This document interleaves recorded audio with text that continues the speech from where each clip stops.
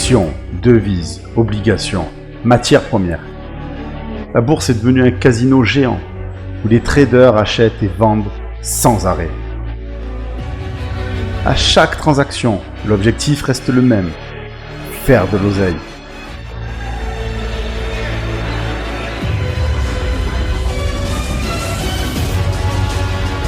Dans un système où des millions de dollars s'échangent quotidiennement et où l'intuition peut conduire à un jackpot ou à une perte totale en quelques secondes. Cette prise de risque constante met les traders dans un état permanent de pression émotionnelle.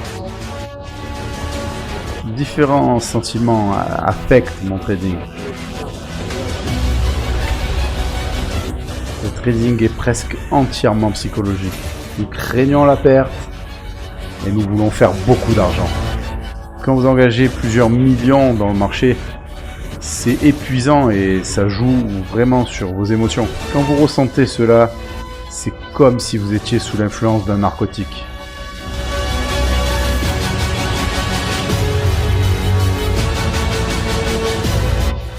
Grâce à une nouvelle science appelée neuroéconomie, nous pouvons étudier ce qui propulse les choix de ces puissants maîtres.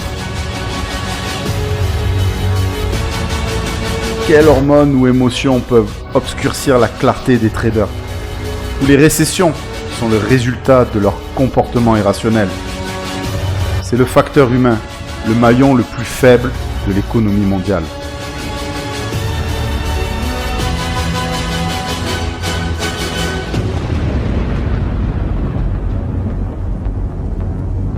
Dans ce reportage, nous allons découvrir ce qui affecte nos décisions en tant que trader. Nous allons rentrer à l'intérieur du cerveau et tenter de comprendre les mécanismes qui s'enclenchent lorsque nous devons prendre une décision en tant que trader. Vous comprendrez pourquoi notre cerveau nous fait souvent prendre de mauvaises décisions. Et vous verrez qu'à la fin de ce reportage, vous aurez compris beaucoup de choses qui, je l'espère, vous feront comprendre que la réussite en trading est une équation sur la compréhension des marchés, la compréhension de vous-même et une stratégie solide. Et si vous avez ces trois éléments, alors enfin, vous pourrez devenir ce trader rentable. Les secrets du comportement des traders se révèlent progressivement. Leur cupidité, leur émotion générée par la prise de risque et surtout leur peur viscérale de perdre tout cela contribuent à la façon dont ils prennent leurs décisions.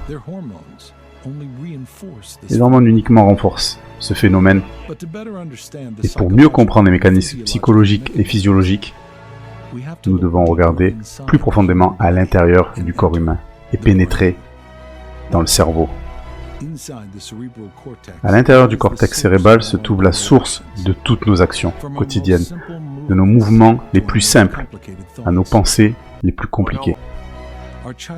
Les mouvements les plus simples, nos souvenirs d'enfance et nos sentiments, aujourd'hui sont entièrement contrôlés par les milliards de neurones qui couvrent le crâne. Même les décisions financières, le choix d'un trader d'acheter ou de vendre, de prendre un risque ou de rester prudent.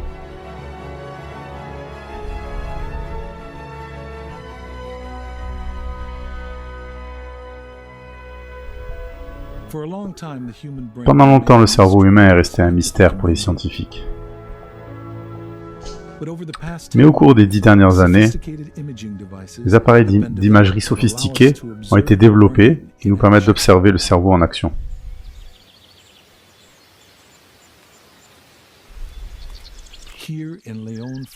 Ici à Lyon, en France, nous entrons à l'Institut des sciences cognitives, un prestigieux centre de recherche et de neurosciences. Jean-Claude et son équipe d'étudiants étudient un phénomène spécifique, la réaction du cerveau après avoir gagné.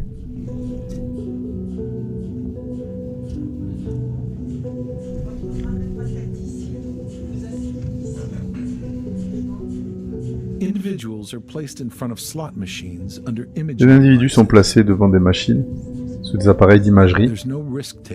Il n'y a aucun risque à prendre. Ils ne reçoivent pas d'argent pour jouer. Ils attendent simplement de voir s'ils tombent sur une combinaison gagnante.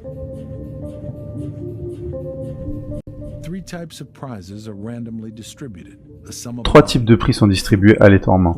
Une somme d'argent, de la nourriture ou une image érotique. Sur leur écran, en temps réel, les chercheurs mesurent les réactions du cerveau. Ils font une première observation. À l'issue d'une victoire, 3 sections du cerveau sont spécifiquement activées. L'amygdale, le striatum et la partie du cortex préfrontal, située entre les yeux. Ces zones sont largement connues des spécialistes pour être associées à une sensation de plaisir. Les résultats montrent que gagner envoie une bouffée de bons sentiments dans la tête. Ils font aussi une découverte surprenante. Les zones activées sont identiques, quelle que soit la nature du prix. En argent, nourriture ou sexe, l'effet est le même. Que ce soit pour l'argent ou alors Que ce soit pour l'argent ou pour une autre récompense, comme un stimuli érotique par exemple, il existe un système appelé système de récompense, qui est réglementé par une molécule appelée dopamine. ce système commun est un système assez ancien.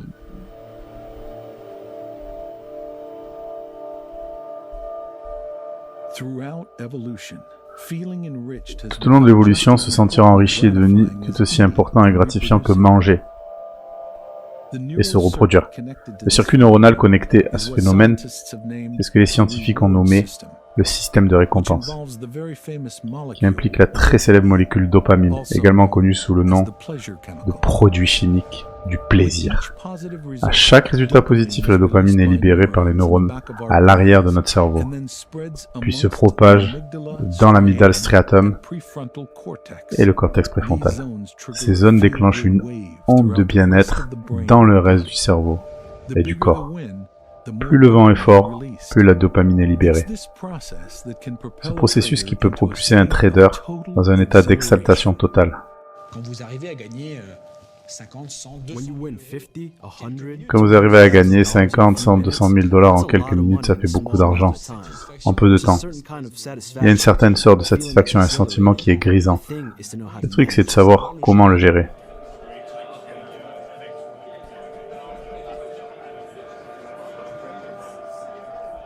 Il y a malheureusement un engrenage. Il y a malheureusement un engrenage, une spirale descendante qui arrive à ces gens. C'est quand ils veulent gagner plus que la fois d'avant. Ils se sont dit tu allais beaucoup dans la première ou la deuxième, et il y a une euphorie incroyable qui vous envahit.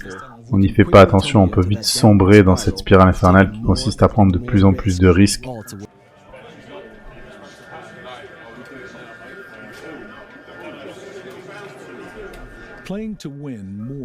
Jouer pour gagner plus à chaque fois active le système de récompense du cerveau.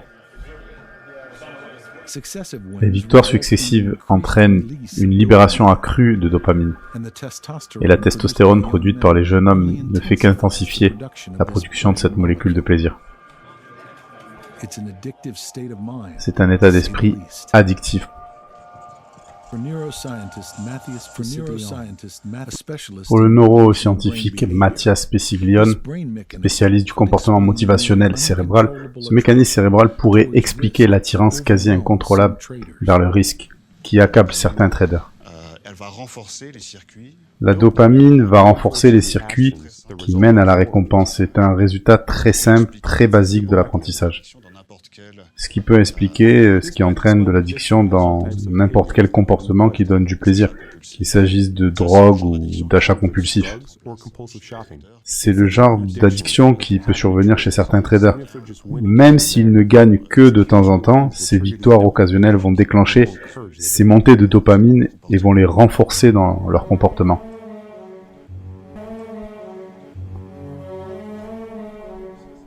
Cette tension, quand vous y avez goûté, Après avoir goûté à cette tension, c'est difficile de s'en passer. Je connais beaucoup de traders qui essaient d'y renoncer, mais nous ne pouvons pas empêcher de continuer. Au moins un petit compte quelque part pour continuer cela et accélérer. C'est exaltant, c'est la clé, c'est ce qui va causer des pertes pour beaucoup de gens sur le marché. Il y a quelque chose qui est addictif, quelque chose de puissant qui va continuer pour te pousser et te rendre dépendant. un petit peu dépendant de ça.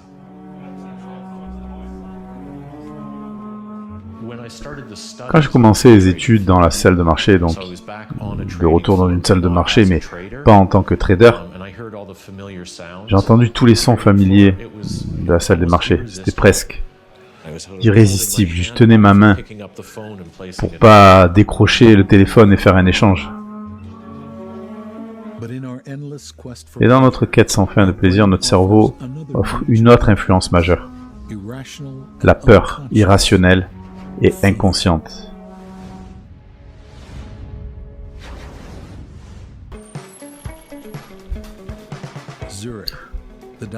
Zurich, la ville dynamique mondiale du nord-est de la Suisse. C'est un paradis bancaire. Et c'est la 6e plus grande place boursière du monde. Dans les sous-sols d'un hôpital, un laboratoire spécial a récemment ouvert.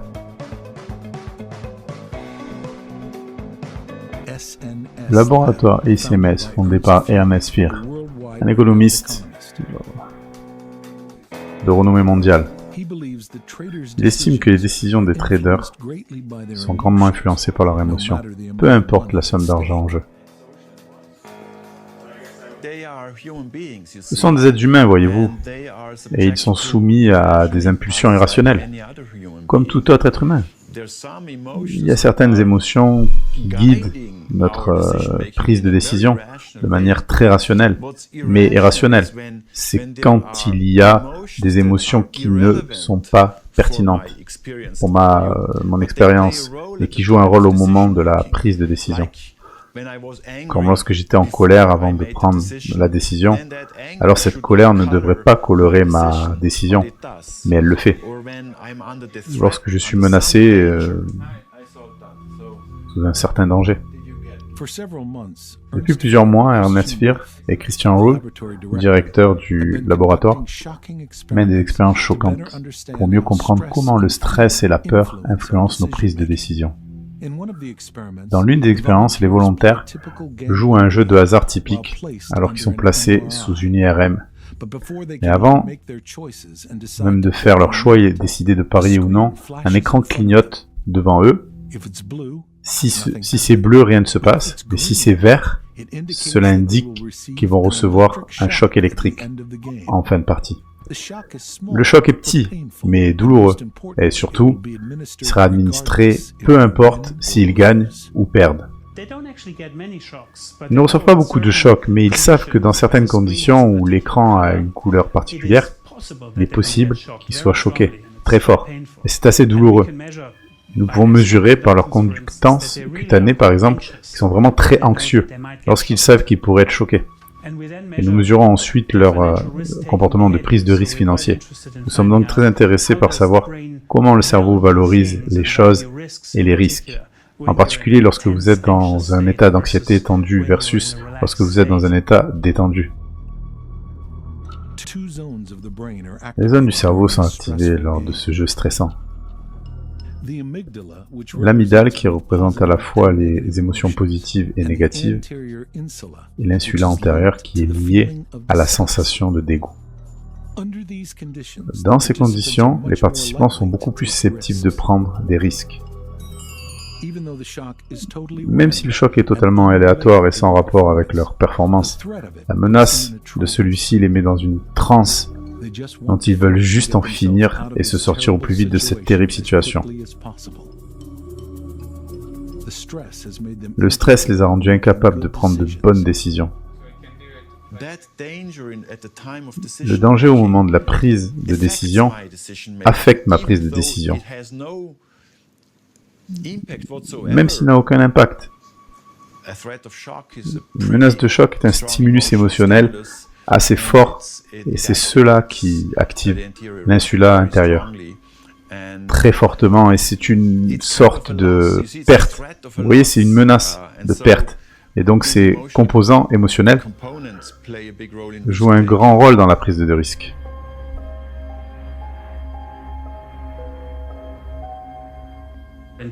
Dans les environnements de traders, quand il y a beaucoup de pression, de stress, comme tel stress est une telle pression, telle émotion de fond, comment est-ce que cela influence nos choix? Les résultats jusqu'à présent sont que lorsque vous êtes détendu, votre cerveau code beaucoup plus de choses positives que vous pouvez éventuellement gagner. Alors que dès que vous switchez, vous allumez votre cerveau dans un état d'anxiété négative, votre cerveau se concentre beaucoup plus sur ce que vous pourriez éventuellement perdre. Donc les conséquences négatives.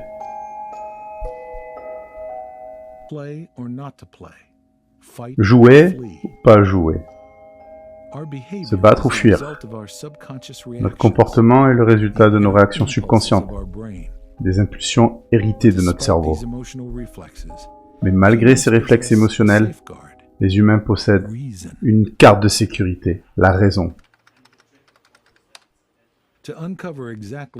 Pour découvrir exactement où se trouvent les habiletés d'analyse dans notre cerveau, Christian Roff a développé une méthode inhabituelle basée sur la neurostimulation.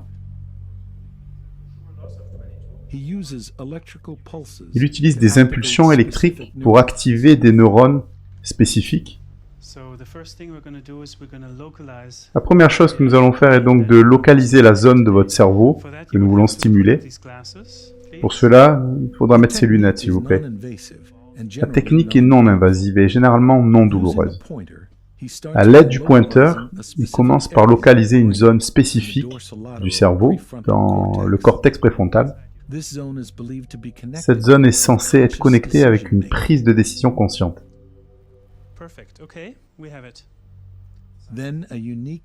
Puis un appareil unique est installé. Il génère un champ magnétique soigneusement contrôlé qui va littéralement engourdir les neurones.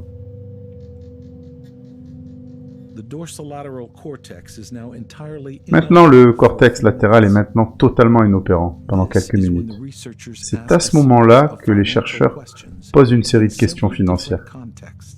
Dans plusieurs contextes différents, le résultat, sans l'utilisation de leur cortex latéral, les participants semblent encore plus sensibles à la perte. Pour tenter de se sortir de la situation, ils prennent encore plus de risques qu'ils ne le feraient normalement, que s'ils avaient une capacité cérébrale de 100%. Le cortex préfrontal peut en fait influencer ces réponses émotionnelles automatiques afin de permettre aux gens de surmonter ces états émotionnels plutôt que d'accepter fondamentalement qu'une certaine perte est préférable dans ce cas.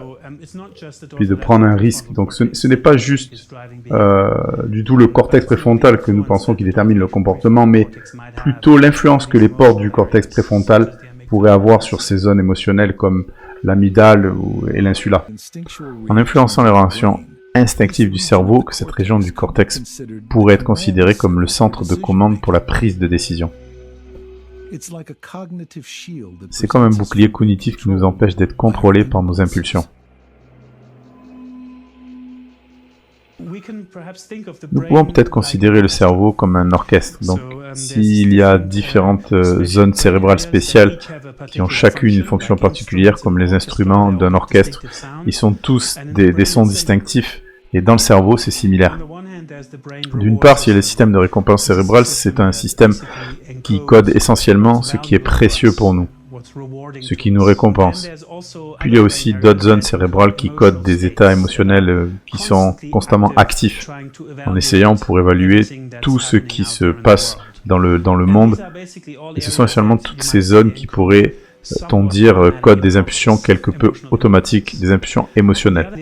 De l'autre côté, nous avons des zones de la surface externe du cerveau qui contrôlent la fonction cérébrale, conformément à ce que nous connaissons. J'ai appris grâce à nos expériences conscientes et tous ces différents domaines que comme dans un orchestre, doivent essentiellement jouer ensemble et former un état cohérent du cerveau. Nous pouvons penser que parfois il y a une compétition. Nos émotions peuvent influencer ce que nous pensons et nous pouvons aussi influencer nos émotions parce que nous pensons. Et finalement, le cerveau essaie d'attribuer une valeur spécifique à chaque option, puis de choisir dans cette liste d'options avec leur valeur, celle qui semble la plus attrayante. Le cerveau a essentiellement deux systèmes complémentaires de pensée. Un rapide et automatique, basé sur notre émotion, l'autre plus orienté vers la raison, évaluant en détail les conséquences possibles de nos décisions. Mais pris dans la frénésie des salles de marché, ce processus de conscience s'avère trop lent et inutile. Généralement, les sentiments trompent la raison. Dans une salle de marché, les décisions doivent être prises très rapidement. Elles doivent être prises souvent sur la base d'informations limitées et ils sont pris dans un environnement compétitif. Bien sûr, il est difficile de prendre des décisions de manière prudente et lente. Notre cerveau n'a peut-être même pas le temps de représenter tous les aspects complexes possibles qui accompagnent une décision d'achat ou de vente.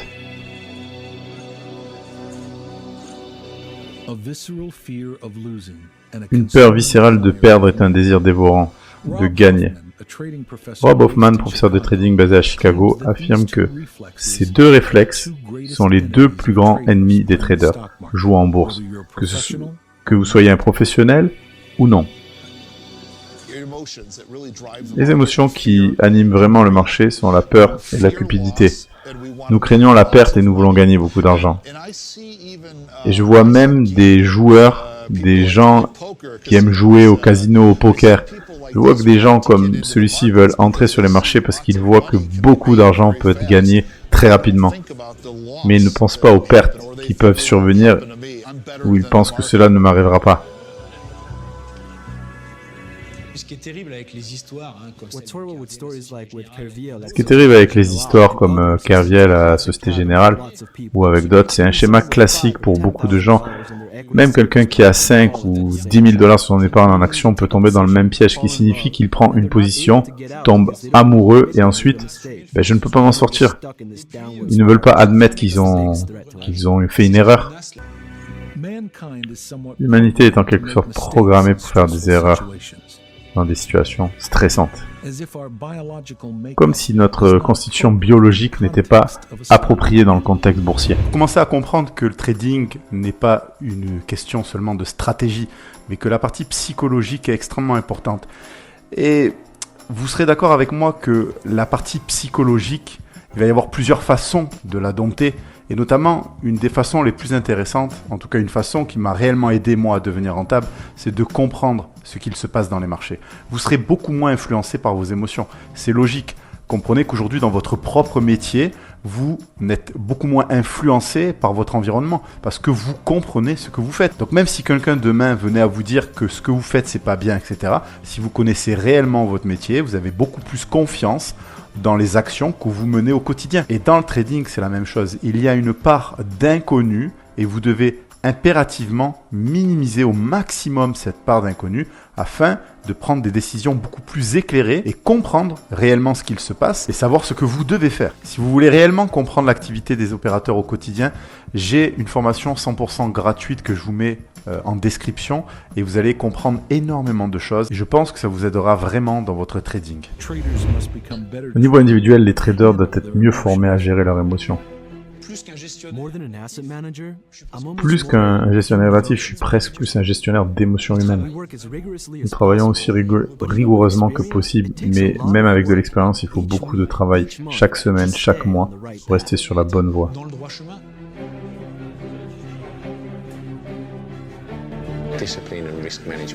Discipline et gestion des risques. Voilà ce qu'il faut pour être un bon trader. Les entreprises ont besoin d'avoir une architecture de primes qui oriente les gens de la bonne manière afin qu'ils ne commettent pas d'erreurs, conduisent à ces énormes pertes qui arrivent parfois de la part des traders malhonnêtes. Et